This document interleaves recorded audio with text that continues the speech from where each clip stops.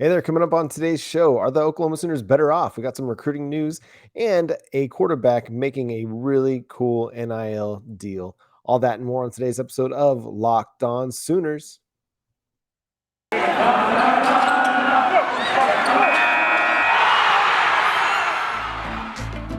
You are Locked On Sooners, your daily podcast on the Oklahoma Sooners, part of the Locked On Podcast Network, your team every day.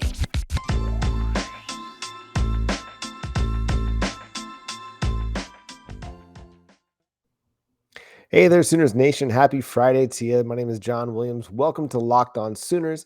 You can follow the show on Twitter at Locked On Sooners. You can follow the show on Facebook, Locked On Sooners Podcast. You can also follow me on Twitter at John9Williams. And you can read my work covering the Oklahoma Sooners over at the Sooners Wire at usatoday.com. And on today's show, we're going to talk about where the Sooners stand now and are they better off before we talk about some recruiting news and Nick Evers, a really cool NIL deal. I think it's worth mentioning as well. But first, let's talk about, are the Oklahoma Sooners better off? So this is a topic of conversation that came up on the Big 12 Roundtable show. If you didn't listen to that for Thursday's episode, make sure you go back and check that out. It's available on the YouTube stream or wherever you get your podcasts. But the discussion kind of broke down into this. Is Oklahoma in a good place heading into 2022? Now, let's start off with just the long-term discussion before we get into that, because long-term, I think Oklahoma is in a really, really good spot. Brent Venables, with his recruiting chops in the Southeast, has made it clear that that's where they're going to do a lot of their business. They're going to be getting the in-state guys to commit to Oklahoma. They're going to be recruiting heavily down in the Southeast, trying to get those big defensive bodies in to Norman to get them ready to compete in the SEC. He's done a lot of good work down there with his job at Clemson. He's going to help the Oklahoma Sooners be set up for a really, really strong run in the long term. In the short term, however, in going into the 2022 offseason, looking ahead to the 2022 season, this is a team that's going to have a lot of question marks. It looks like they've solved the quarterback question mark, which we'll talk about here in a second, but they've had a lot of losses on this team. I've counted up to 12 starters, 6 on either side of the football that are going to be gone. And not really, aside from the quarterback, not really a lot of external options to replace those guys. You're going to have to be looking internally to do that. But let's just kind of look at that first. Let's talk about the Oklahoma Sooners offense for a second. You can see here, I've got the losses and the additions kind of added up here. Just looking at the losses, you got Jaden Hazelwood, Austin Stogner, Spencer Rattler, all transferred out. You got Michael Woods, Jeremiah Hall, Kennedy Brooks, Tyrese Robinson, and Marquise Hayes that have declared for the NFL draft. Look at a guy like Caleb Williams, Mario Williams. They're in the transfer portal. There's no indication yet as to whether or not they're staying or going. Most people seem to think, and I fall in this line of thinking as well, that they are gone. Mario Williams made it pretty clear that he wants to go play with Caleb Williams. So wherever Caleb Williams goes, Mario Williams is sure to follow. And with the addition of Dillon Gabriel, as you can see on the other side of the column, it's pretty likely that Caleb Williams is gone. I don't think that they bring in Dillon Gabriel. I mean, yes, it's a great insurance policy if Caleb Williams does decide to go, but I feel like if they had a really strong feeling that Caleb Williams is going to stay, I don't know if they bring Dillon Gabriel in, because again, you're just kind of muddying the waters a little bit. Now you have 2 starting quarterbacks. I think the Dillon Gabriel addition just kind of signifies that Caleb Williams is going. I think he left Oklahoma in the running just out of respect for the university, for the fans, for the program. But he gone.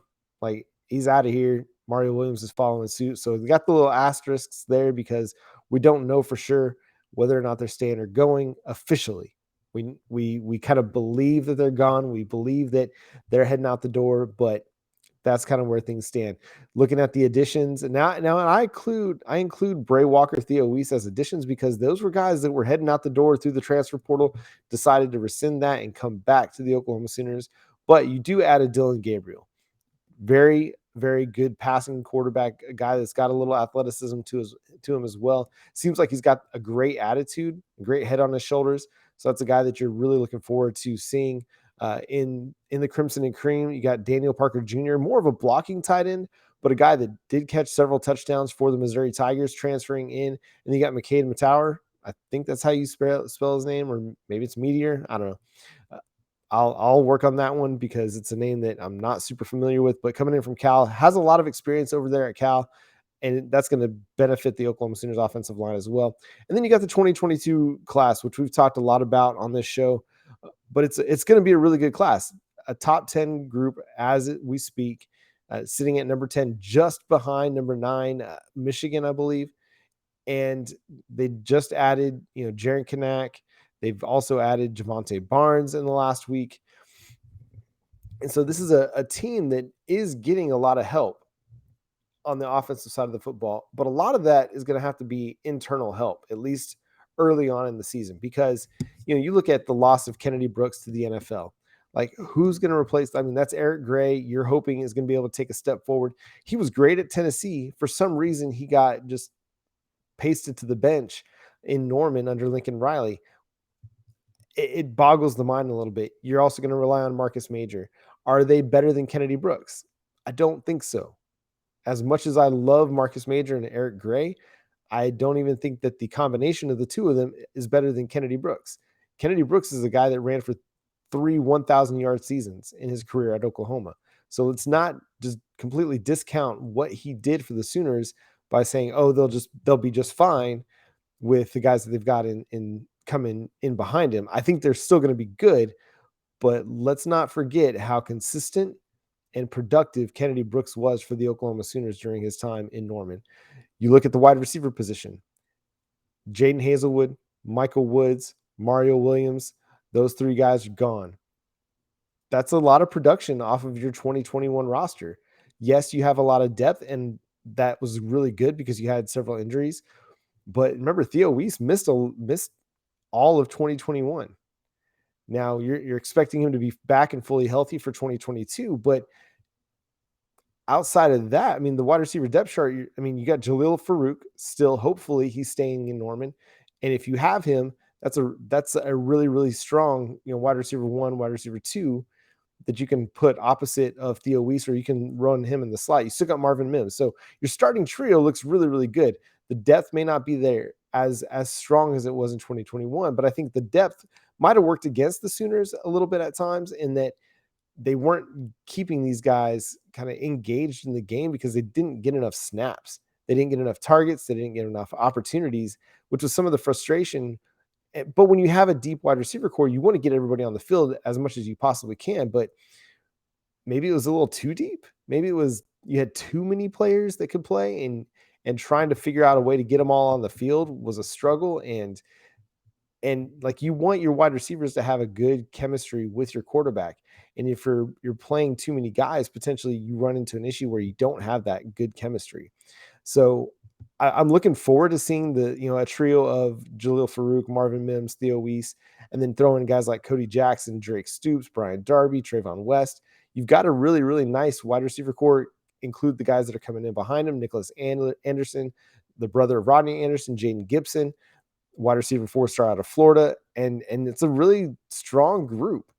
Aside from Theo Weiss and what we saw from Jalil Farouk in the bowl game, and Marvin Mims, who can be kind of hot or cold depending on how teams are playing him.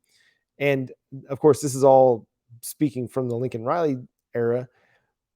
He was hot and cold. Like, if the deep ball wasn't there for him, he just wasn't getting opportunities. Now, hopefully Jeff Lebby can look at the tape and look at the film and figure out why Marvin Mims, why they were struggling to get Marvin Mims the football, and then get him the ball. Just figure out a way to get him the ball in better spaces and better opportunities, because you're going to need your prolific passing attack, because I feel like the defense is going to be the unit that takes the more significant step back in 2022. I don't think they're going to be a bad unit. I just think that of the two, it's likely that the defense falls back. And we'll talk about why on the other side of the break. But first, I want to talk to you about Get Upside. With this incredible app, everyone who buys gas needs to know about Get Upside. My listeners are making up to 25 cents for every gallon of gas every time they fill up. Just download the free Get Upside app in the App Store or Google Play Store right now. Use promo code SCORE and get a 25 cents per gallon on your first fill up. That's an extra 25 cents, up to 50 cents cash back. Don't pay full price at the pump anymore. Get cash back using Get Upside. Just download the app for the free and use promo code SCORE to get up to 50 cents per gallon cash back on your first tank. Some people who drive a lot are making as much as $200 to $300 a month in cash back, and there's no catch. The cash back gets added right to your account. You can cash out anytime to your bank account, PayPal, or an e-gift card for Amazon and other brands. Just download the free Get Upside app and use the promo code. You want free money? Go to Get Upside, use promo code SCORE, get up to 50 cents per gallon cash back on your first tank of gas. That's promo code SCORE at Get Upside. Also want to talk to you about our people over at BetOnline. BetOnline would like to wish you a very happy new betting year as they continue the march to the playoffs and beyond. BetOnline remains your number one spot for all the best sports wagering action for 2022. If you are like me and you got in on K-State versus LSU, you had a good chance to make some money with LSU not really having a quarterback available for the Texas Bowl. I cashed in big on that. You can go to BetOnline, use our promo code Locked On, and you can get 50% welcome bonus on your first deposit just using our promo code Locked On. From football, basketball, hockey, boxing, and UFC, right to your favorite Vegas casino games. Don't wait to take advantage of all the amazing offers available for 2022. BetOnline is the fastest and the easiest way to wager on all your favorite sports. That's BetOnline, where the game starts. All right, now let's talk about the defensive side of the football, because this is the side that I feel like is going to need a lot more work. Now, Brent Venables is coming in, great defensive chops. Ted Roof, good defensive coordinator. The position coaches they brought in, I'm excited about those guys. I'm excited about the future of this defense, but you'd be really hard pressed to look at what left to go to the NFL, what transferred out, and not feel a little bit of concern about, okay, what's this defense going to look like? Now, we saw a bit of that in the Alamo Bowl with guys like Marcus Stripling, Ethan Downs stepping up and playing really good football. Reggie Grimes is going to be a leader on this team. Danny Stutzman is going to have a big role. Key Lawrence is going to have a big role. But I mean, just look at the guys that left. I mean, you lost 6 starters off your defense: Nick Bonito, Pat Fields, Isaiah Thomas, Perion Winfrey, Brian Asamoah, Dylan Turner-Yell. That's a ton of experience that walked out the door. 5 of them off to the NFL draft. Pat Fields is going to Stanford, where he's going to play some Pac-12 ball, hopefully hand Lincoln Riley a little bit of an L over on that side of the thing. But yeah, you can't look at the losses on defense and then just assume that the defense is going to be as good or better. I mean, Nick Bonito is an All-American player, a guy that's more than likely going to be a top 60 pick in the NFL draft. Perion Winfrey right behind him, probably a top 60, top 70 pick in the NFL draft. You don't easily replace those guys. Now, you can supplement, or you can bring a group of guys together to potentially have as much production. But Nick Bonito was one of the most feared pass rushers in college football this year. I mean, he may not have been Aiden Hutchinson or Kayvon Thibodeau, but he's one of the more feared pass rushers in college football. Teams were scheming against him. Now, you got guys that you're excited about playing on the edge. You just added a guy, Jonah Laulu,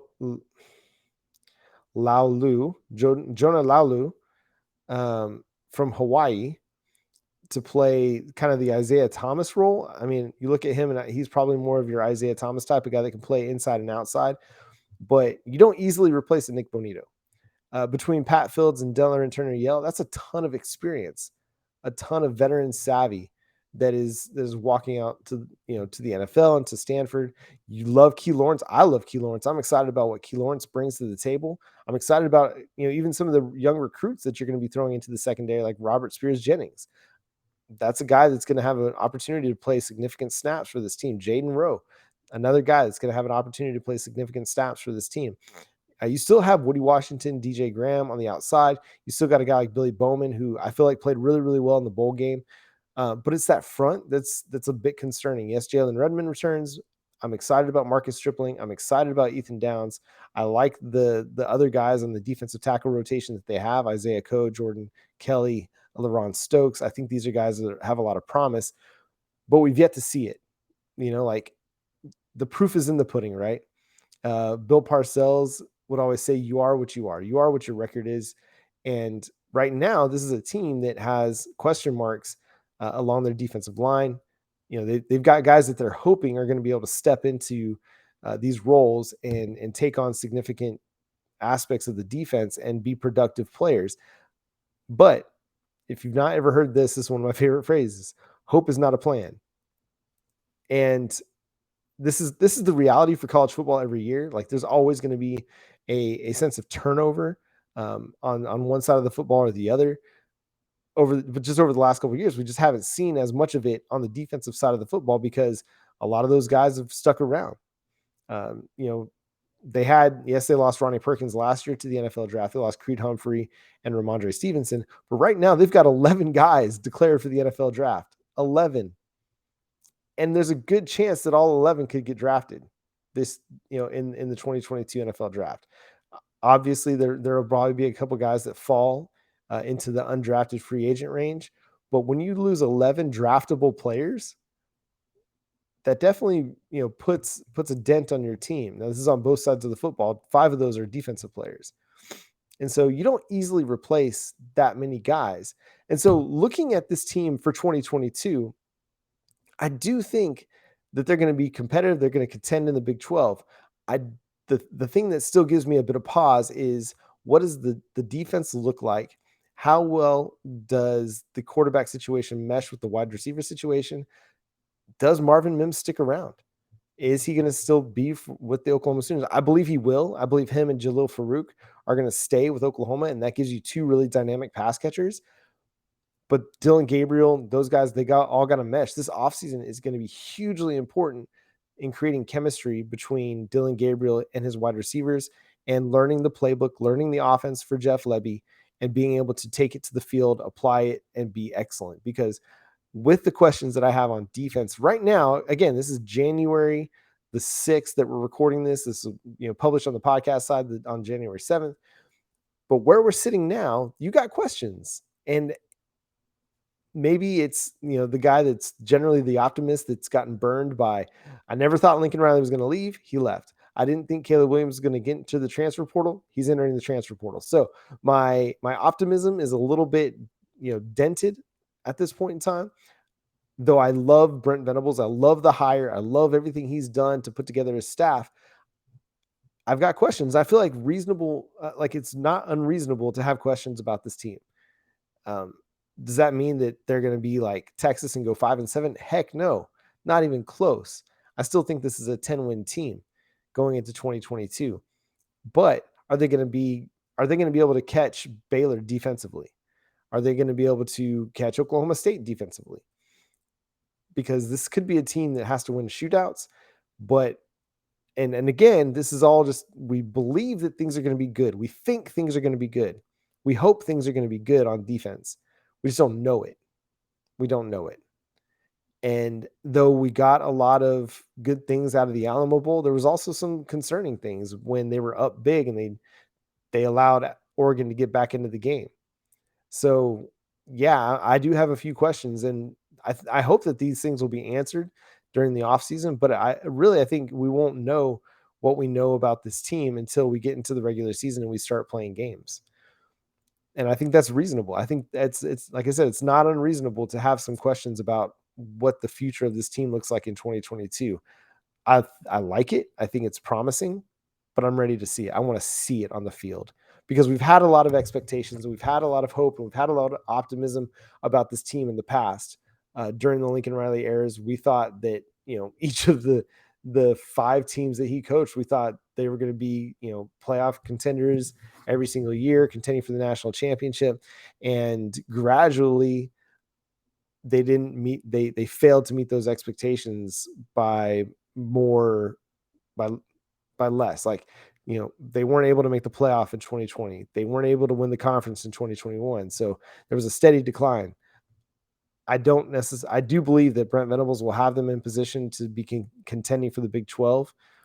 I don't know if it's in 2022, but I do believe that by 2023, they'll be back on top of the Big 12, getting ready to make their move into the SEC into 2024, 2025. And this is a team that will contend in 2022. I just think that it won't be the immediate results won't be what we want them to be right away. There's still going to be an acclimation period for this team. But coming up next, let's talk about a little bit of recruiting news. Let's talk about a transfer portal commitment, and let's talk about Nick Evers' new NIL deal as well. But first, I want to talk to you about Built Bar. Built Bar is the best tasting protein bar. It's completely delicious, 100% covered in chocolate. It's the best protein bar I've ever had. I've tried them all, and Built Bar is the one that tastes fantastic, and it's fantastic for you.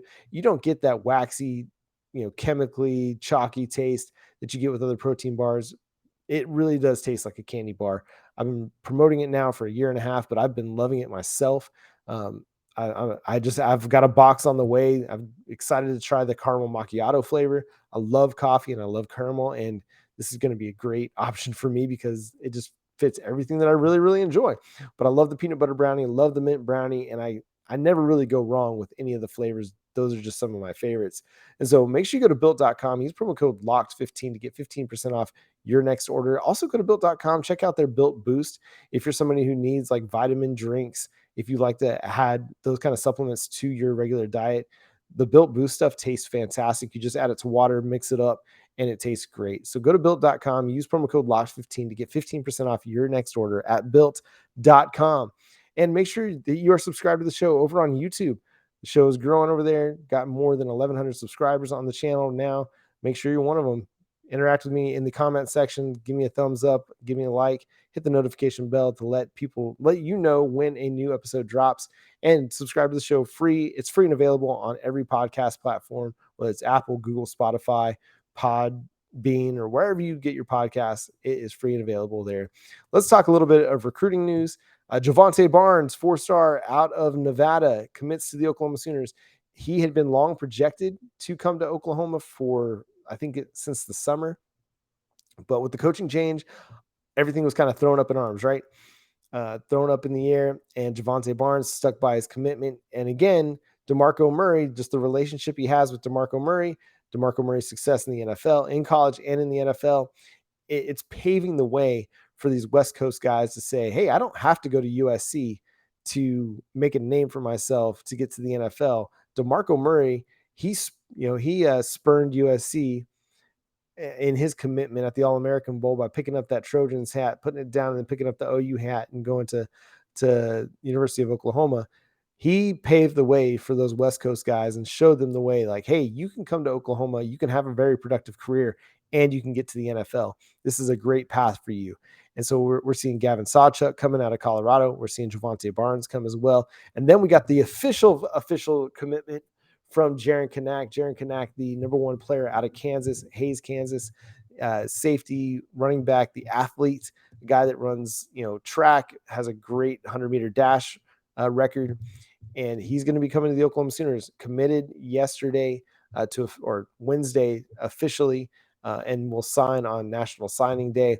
But this is a guy that projects to play linebacker for the Oklahoma Sooners, 6'2", 210, going to have an opportunity to put some more weight on his frame. But I kind of hope that they try him out at safety a little bit. I think with his speed and his athleticism and his physicality, I think he would make a really interesting safety prospect as well. But I don't think they're going to be able to go wrong with wherever they put Jaren Kanak. And then, man, another 2022 commit, Nick Evers. He just hit a home run. He just knocked it out of the park with his first NIL deal. He announced it on his social media on Wednesday as well, that he is teamed up with the Make-A-Wish Foundation, and he's promoting Make-A-Wish, but he's not earning a single penny from this. All proceeds that come through his links, his promotion, 100% of those proceeds are going to Make-A-Wish. And in an era, and I'm for college kids getting paid. I'm for college kids finding these opportunities through NIL. I do believe that there needs to be some balance and some structure put in place so that kids aren't just chasing dollars all across the country. But in an era of NIL where kids are having the opportunity to make money, we saw Quinn Ewers go to Ohio State. He left his high school team to go to Ohio State early so he can get that big NIL deal. And then when it didn't pan out there, ended up at Texas. Why? Probably because he got a big NIL deal there as well. But Nick Evers saying, no, like, hey, I've got a platform. I've got an opportunity. yes, I am going to have an opportunity to make some money as the hopefully the future quarterback of Oklahoma after Dylan Gabriel moves on. There's going to be opportunities for me through NIL. But for now, I'm going to use my platform. I'm going to use this time, this stance that I have as a quarterback at Oklahoma to raise some awareness for Make a Wish. And if you're not familiar with Make a Wish Foundation, make sure you just Google Make a Wish. They do great things for kids and just across the country, giving them opportunities to find something joyful in their life amidst health struggles, whether it's cancer or transplant. They're awaiting transplants or something like that. And so, man, big kudos, big shout out to Nick Evers. This is a guy that you already love to root for. Like amongst the 2022 class, like you got guys like Kobe McKenzie that is becoming a fan favorite already. But Nick Evers, he's becoming that guy already for me. Like I can't wait to see what number he's going to end up wearing for the Oklahoma Sooners, because I might even just get a jersey and just throw it back here on the background so that we can see Nick Evers in all of his Sooner glory on every episode. Because I, I have a big philanthropic heart myself. My wife and I, we spent over some time overseas, working, volunteering, teaching English to people who wanted to come to the States. We worked in a local hospital, just helping to care for and train and help to educate local nursing staff and healthcare providers. And so we love the idea that this is a kid who's already like thinking that, hey, I can use this platform that I've got to make a real difference in somebody else's life, not just my own. So shout out to Nick Evers. You get the high five of the week. I just started that right now on the fly. So that'll be a new thing. We're gonna start it. High five of the week. We'll hand it out every single Friday here on the Locked On Sooners podcast. And the inaugural high five of the week goes to Nick Evers. Also going to give you a fist pump. We'll dap it as well. But that's going to do it for today's episode of Locked On Sooners. Thank you so much for tuning in and making Locked On Sooners your first listen every single day. Stay tuned I'm going to have a Saturday episode drop as well, because we had a second part of the Big 12 Roundtable where we discuss college football playoff expansion and what might look like. And I love college football playoff expansion talk. That's one of my favorite things to talk about. The NIL transfer portal stuff, that's all interesting as well. But man, I love playoff expansion talk. I've been advocating for it for a decade or more. So I'm excited to see or to share that with you and get your thoughts and feedback on that as well. But again, that's going to do it for today's episode of Locked On Sooners. Until we talk next time, my name is John Williams. Boomer Sooner.